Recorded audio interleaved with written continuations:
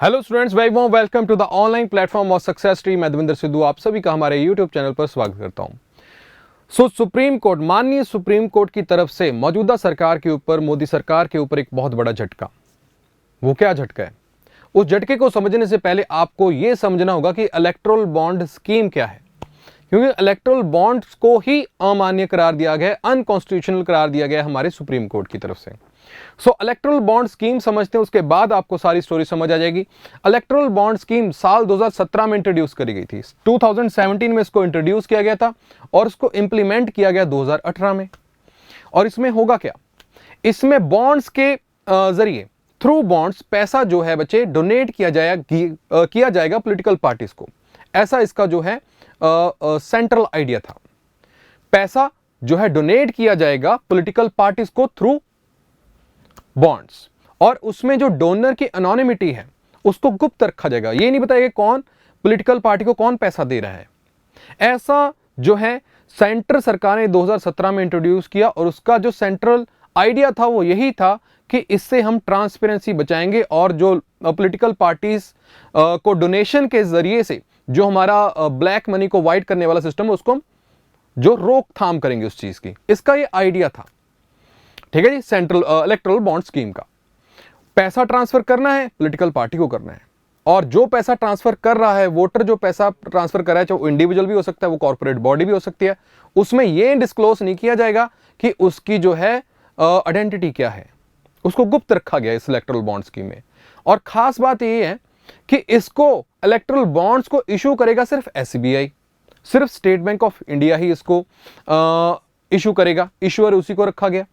इससे पहले हम आगे बढ़े से थोड़े से 2-4 फीचर्स हम यहां पे समझ लेते हैं जी इलेक्टोरल बॉन्ड स्कीम के। इलेक्टोरल बॉन्ड का सबसे पहला फीचर ये था कि ये 1000, 10,000, 1 लाख, 10 लाख या 1 करोड़ के बॉन्ड्स के जरिए पैसा डोनेट होगा, ठीक है जी। उसके अलावा बच्चे जो बेयरर धारक को ये डिमांड जब होगी उसकी, तो उसको जो है इन कैश किया जाएगा, और ड्यूटी फ्री भी होगा और इंटरेस्ट फ्री भी रहेगा, ठीक है जी। और इसको जो है कोई भी इंडियन सिटीजन परचेस कर सकता है, और कोई भी एंटिटी जो कि भारत में स्थापित हो वो भी इसको कर सकती है। और इसको इंडिविजुअली भी खरीदा जा सकता था, और जो है ज्वाइंटली भी खरीदा जा सकता था। और इशू डेट के, जब ये बॉन्ड इशू किया गया उस डेट से लेके अगले 15 दिन तक बच्चे इसकी वैलिडिटी रहती थी। ये इसका बच्चे फीचर हो गया, ठीक है जी। अब बात करते हैं आगे। और सिर्फ एक ही इसका जो है एक ही इशूअर था, वो है स्टेट बैंक ऑफ इंडिया, जो कि एक सरकारी बैंक है। ध्यान से नोट करने इस बात को कि एक सरकारी बैंक ही है जो इसको इशू करेगा। आप ये सोच सकते हैं जो मौजूदा सरकार है, चाहे वो कांग्रेस की हो, चाहे वो आप सरकार हो, चाहे वो मोदी की सरकार हो, चाहे वो बीजेपी, एक ही बात है। तो अगर मौजूदा सरकार जो भी पार्टी पे जो है सेंटर पावर पे होगी, तो वो तो एसबीआई से डाटा मांग सकती है कि नहीं मांग सकती, है ना जी? मांग सकती है ना। तो सिर्फ इशू करने की पावर एसबीआई के पास थी, ठीक है जी। लो जी, और एलिजिबिलिटी की बात करता हूं, क्या सभी पार्टीज इसमें एलिजिबल थी? नहीं। वो पार्टीज, पॉलिटिकल पार्टीज जो कि रजिस्टर्ड हैं रिप्रेजेंटेशन ऑफ पीपल एक्ट 1951 में, उसी को ये जो है डोनेशन की जो है एलिजिबिलिटी में आते थे, ठीक है जी। और इसको जो इशू किया जाएगा, है ना, पहले की बात कर रहा हूं, अब तो चलो इसको अमान्य ही करार दे दिया गया है। इसको इशू किया जाएगा, बोलते हैं या तो डिजिटली पेमेंट होगी या थ्रू चेक के द्वारा इसको दिया जा सकता है। कैश की जो है इसको यहां पे कैंसिल किया गया, कैश को बैन किया गया, कैश में नहीं डोनेट कर सकते, और सिर्फ ऑथराइज्ड बैंक ही इसको इन कैश करेंगे, ठीक है जी। ये भी हो गया। और ये भी बात इसमें बोली गई कि भाई पॉलिटिकल पार्टीज को जितना पैसा मिला इस बॉन्ड के जरिए, ये सारी इंफॉर्मेशन इलेक्शन कमीशन को, इंडिया को देगा। ये ऐसी बात भी इसमें लिखी हुई थी, ठीक है जी। और ये सारी डोनेशंस बच्चे बैंकिंग चैनल्स के माध्यम से होगी, तो इस वजह से बोल रहे थे कि भाई ट्रांसपेरेंसी भी तो इसमें मेंटेन रहेगी, ठीक है जी। ट्रांसपेरेंसी मेंटेन रहेगी, बैंकिंग चैनल्स हैं, ठीक है जी, कैश में डील नहीं हो रही, ठीक है जी। बट कंसर्न क्या थे? कंसर्न ये था कि इसका जो मेन मकसद है कि ट्रांसपेरेंसी को हमें मेंटेन करना है, ट्रांसपेरेंसी और अकाउंटेबिलिटी को हमें मेंटेन करना है, इसके उल्टा ही हो गया। वो कैसे, क्यों, देखते हैं जी।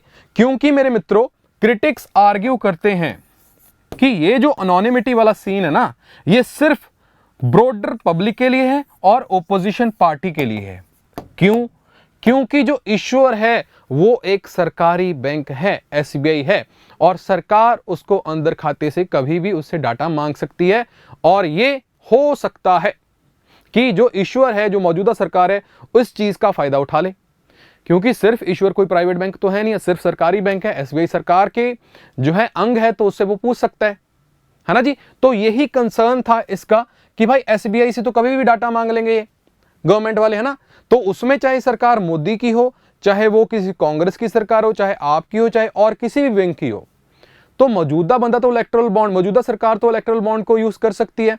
और उसमें जो उसको ये डाटे से ये भी पता लगे कि मेरे को कौन सी कॉर्पोरेट बॉडी ने ज्यादा पैसा दिया है, तो उस चक्कर में मेरे मित्रों वो उसको जो है एक पार्शियलिटी वाला सीन हो जाता है ना। उस कॉर्पोरेट बॉडी की तरफ कुछ डिसीजन पॉलिसीज वगैरह अपनी उस तरीके से बना सकती है ना जी। तो ये थोड़ा कंसर्न था इसके बीच में।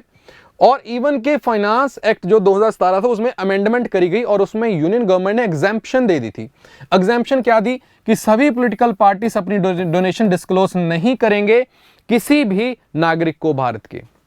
तो उस पे सुप्रीम कोर्ट बोलती है कि भाई राइट टू इंफॉर्मेशन तो हमारा अधिकार है, right to know, right to information, ये तो हमारा जो है फंडामेंटल राइट है अंडर आर्टिकल 19, तो आप ऐसा नहीं कर सकते, है ना जी।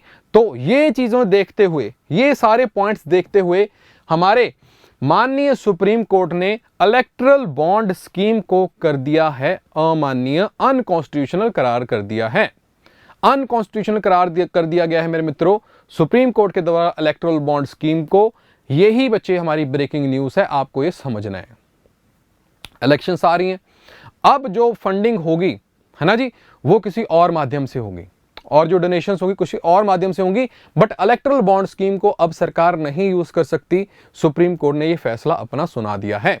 और सुप्रीम कोर्ट ने SBI को क्या बोला है? सुप्रीम कोर्ट ने SBI को बोला है कि भाई अप्रैल 12 2019 के बाद की जो भी बॉन्ड्स थी, है ना जी, जो भी बॉन्ड थे उसमें कौन से लोगों के नाम है, उसमें नेम ऑफ द परचेसर हमें बताओ, डिनोमिनेशन इलेक्टोरल बॉन्ड की जो भी परचेस हुए वो बताओ, 1000 के हुए, करोड़ के हुए, 10 लाख के हुए, वट पॉलिटिकल पार्टीज की डिटेल हमें बता दो। सो SBI के ऊपर जो है हमारे सुप्रीम कोर्ट ने डाटा मांग लिया, और उसके उल्टा सियासी रोटियां भी सेकी जा रही हैं।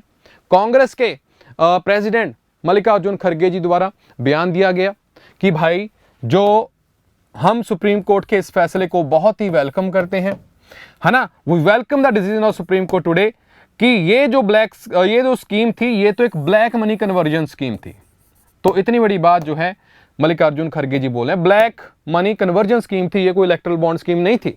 तो ये तो चलो पॉलिटिकल बातें होगी, ये तो चलती रहती हैं बच्चे। So this is the crux मेरे मित्रों, याद रखना, इलेक्टोरल बॉन्ड स्कीम, और सुप्रीम कोर्ट ने कर दिया इसको अनकॉन्स्टिट्यूशनल करार। So thank you so much for this video, and I hope आपको जो है ओवरऑल इसकी समरी समझ आ गई होगी।